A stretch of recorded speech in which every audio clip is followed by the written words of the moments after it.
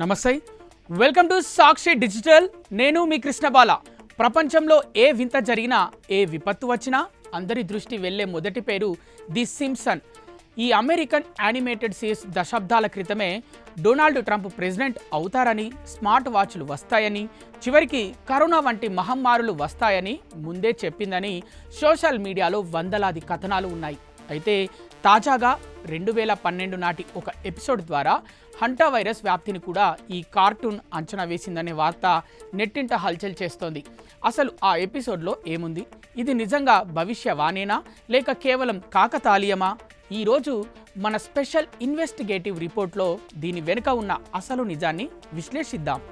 మొదట hanta virus అంటే ఏమిటో చూద్దాం. ఇది గాలి ద్వారా లేదా ఎలుకల విసర్జితాల ద్వారా వ్యాపించే ప్రమాదకరమైన వైరస్.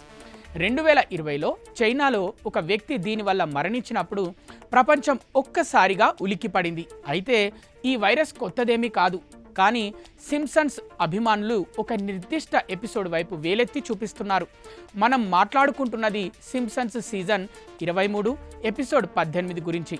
దీని పేరు బివేర్ ద బాట్ మ్యాన్. ఈ ఎపిసోడ్లో ఒక సీన్ అందరినీ ఆశ్చర్యానికి గురి చేస్తోంది. అదేమిటంటే ఆ ఎపిసోడ్లో ఒక వార్తాపత్రిక లేదా టీవీ వార్తల్లో హంటా వైరస్ అనే పదం స్పష్టంగా కనిపిస్తుంది.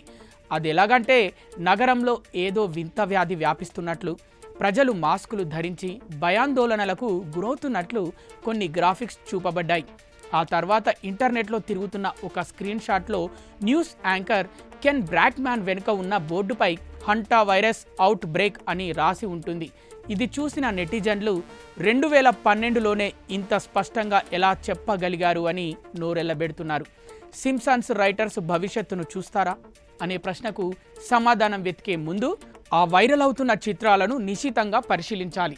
చాలా సందర్భాలలో సింప్సన్స్ ప్రెడిక్షన్స్ అని ప్రచారంలో ఉన్న చిత్రాలు ఫోటోషాప్ చేయబడినవి.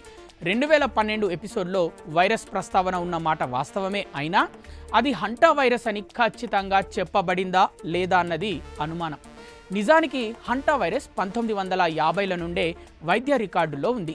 1993లో అమెరికాలోని ఫోర్ కార్నర్స్ ప్రాంతంలో దీని విజృంభణ పెద్ద వార్తగా నిలిచింది.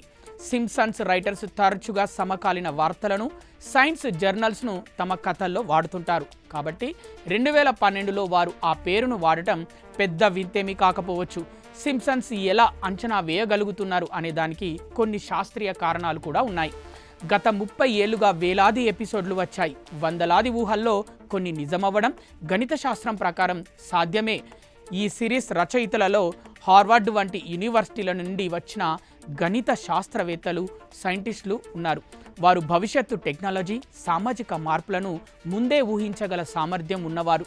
ముగింపుగా చెప్పాలంటే సింప్సన్స్ 2012 ఎపిసోడ్లో హంటా వైరస్ ప్రస్తావన ఉండటం అనేది ఒక అద్భుతమైన కోఇన్సిడెన్స్ మాత్రమే.